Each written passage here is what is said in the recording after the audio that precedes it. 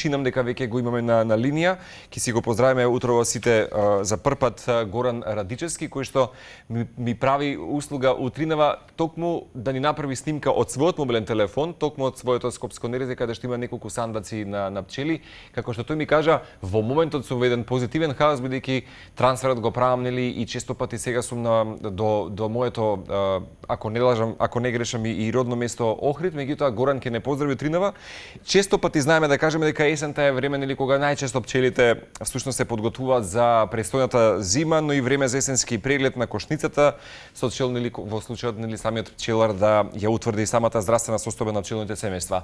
Тоа е да речеме некаква подготовка нели календарска некаде по летните годишни одмори. Што се однесува пак до овој период, кога ги имаме високите температури, ваков топлотен бран, па и да речеме едно силно невреме кое што во моментот пустоши низ Македонија, Балканот и Европа, како и на кој начин можеби да ги превенираме и всушност или да ги заштитиме нашите пчелни семејства, ќе ни каже Горан, меѓутоа и утринава ќе го прашам секако за можеби оној во моментот како што многумина ќе се изредат најгадниот предатор кој што се шири низ Европа, тоа е нели азискиот стршен кој што велат дека веројатно за жал може да биде и пристигнат на адреса во Македонија.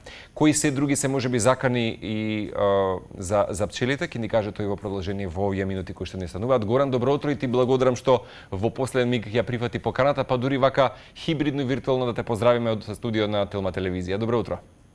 Добро утро, Марк, до тебе и до екипата и гледачите на телевизија Телма. Да, во колку часот пристигна во Скопје? Знам дека беше во Охрид, знам до рано наутро. Да, 5 саат, 5 и пол веќе бевме тука пристигнати. Да, каква беше состојбата на патиштата? Беше се во ред? Во ред, да, не беше некој проблем. Пчелите беа мирни, ги однесовме мирно на паша. Да. Тоа веќе ни се скоро последните тури на носење на пчели.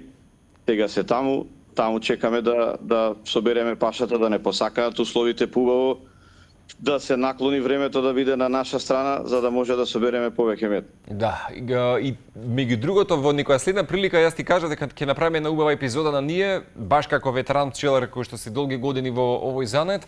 Меѓутоа во овој момент ќе те прашам, ти си сега во целосна опрема и си сега во твоето друго делче каде што си во Скопје, патем каде што ги имаш нели и сандаците од пчели, како што можам да забележам и во позадина, во својата опрема за пчели и претпоставам дека во моментот си сега на своите работни часови, веќе од рано наутро. Така е. Тука сме на пчеларникот, да видиме како е останато, да се спремиме за следните тури, да почнеме со пчелите кои што остануваат тука, со младите роеви, тие треба да им се даде сега малку нега повеќе, за да може да, пошто за нив почнува веќе делот на кај зазимување. За младите роеви кои што се почнати оваа година да работат во своите кошници.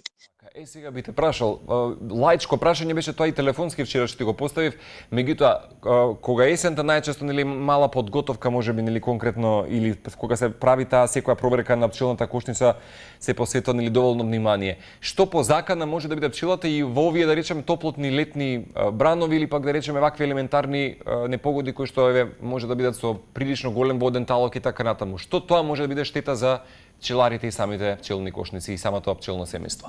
За пчеларите и за пчелите нема некоја голема штета, бидејќи пчелите се сепак затворени, не име проблем. Проблемот е во природата, не може да излегуваат, не може да собираат надвор ништо, седат натре и нема што да прават они надвор. Тоа е најголемиот проблем со овие непогоди. Може да се оштети природата толку многу ако падне, да речеме, некој голем град, да опустоши природата, тоа може да биде и крајот на медната сезона, значи воопшто да нема што да замеди ако доволно многу се уништи природата.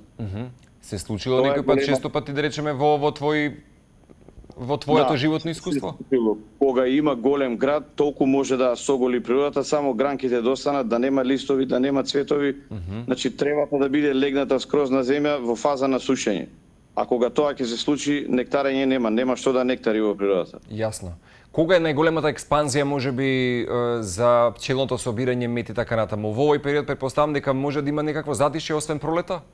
Или може да има. Експанзијата почнува од пред 2 до 3 недели убаво почната експанзијата. Убав период имавме, топлите денови ни беа супер. Реално и вакви дождови ни требаат, само да не се обилни и да не траат многу. Ако ги има во кратки делови, значи не е никаков проблем, тоа е баш погодно за пашата, пошто ако цело време има сонце, ќе ја исуши и тој дел не ни чини само да има сонце. Убаво е да има и дожд и сонце. Така. Би сакало нека прилика баш детално да објасниме, меѓутоа кога се прави проверката на кошницата, знам дека секој пчелар толку лично некако интимно си ја доживува целата таа можеби своја домашна средина со самите сандаци и пчелите. И често пати велат секој пчелар знаел да си ја утврди и во минатото и сега самата здравствена состојба на пчелните семејства. Голем дел и од експертите, поточно вие, велат дека секој пчелар, освен тоа што ги познава своите пчели, навидум знаете дека секоја безопасна ситница може да биде многу важна за откривање на болеста, така што навременото откривање на проблемот дава можност, да речеме, како простор на пчеларот да помогне на самото семејство и со тоа да се спречи посериозна можеби последица и поголемо угинување на пчелите. Како изгледа проверката, да речеме, во овој период од годината, или како да знаеме дека здравствената состојба на еден сандак или на пчелното семејство е во добра кондиција, во добра состојба? Па тоа многу лесно може да се утврди за веќе пчелар што има погледнато неколку пати пчели, значи за младите збориме, за постарите, повозрастните пчелари, искусните, не они веќе знаат што треба, ама помладите пчелари прво треба да видат коштицата надвор на летото, да видат дали пчелите излагаат во некоја хармонија, да не случајно има некој грабеж, може да се случи во овој беспашен период. Тоа е првиот преглед надворешно. Потоа треба да се отвори коштицата внатре, да се види состојбата на пчели, дали има доволно пчели, дали се покриени улиците, да се види леглото со каков квалитет е. На тој начин се контролира и квалитетот на матица. Ова е идеален период да се сменат матиците, пошто матиците не им е баш препорачано да живеат повеќе година до две максимум, ако има добар квалитет, може да остане на нашиот пчеларник. Ова е период кога се менува матици, треба да обрнат младите пчелари, доколку матиците не им сте во добра состојба, треба да ги сменат. Потоа да го видат леглото што го имаат оставено, во леглото се голем дел од болестите, таму може да има кречно легло или варово легло, да се види, да се увиди дали го има, тоа може да се види и на подницата доле дали стои, да се провера пчелите дали имаат крлеж, да се исконтролира количината на крлеж. Ако се види дека има голем дел на крлеж присуство, значи да се делува што побрзо. И еден совет мој до младите пчелари, да обрнат внимание на средствата кои ги користат за третирање на пчелите. Значи да се користат што пооргански средства, бидејќи другите средства не се баш, како да кажам, не се добри во врска, може да содржат резидуи кои што не ги сакаме да бидат во медот. А третирањето органски може да биде со тракина оксална киселина, со самата оксална киселина, мравја киселина. Третманите со крлеж што ги имаме, тие треба да почнат од самата зима, значи кога се зазимуваат пчелите, тоа е август-септември, од тога се почнува третманот.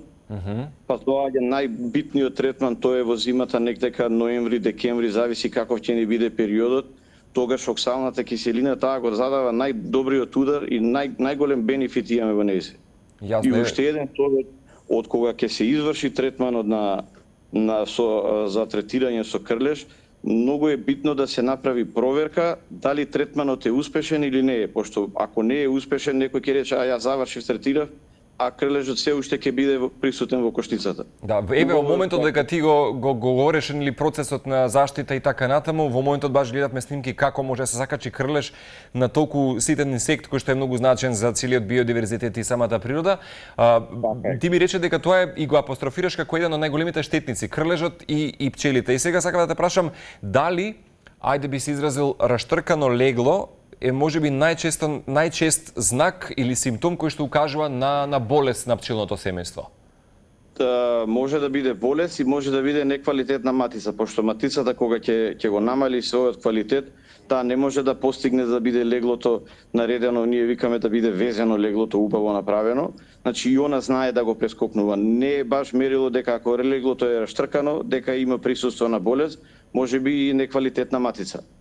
Ама се гледа, значи кога ќе се погледне леглото, кога ќе се види внатре во него, одма ќе се види дали е болест присутна или е проблемот до матицата. Да, тоа би сакал во некоја прилика да ми го објасниш подетално. Нема проблем, кога ќе дојдете тука со екипата на лице место, ќе отвориме коштица, ќе видите, ќе покажеме и на гледачите и на пчеларите да видат што е здраво семејство, како изгледа леглото, како треба да изгледа убаво легло од убава матица.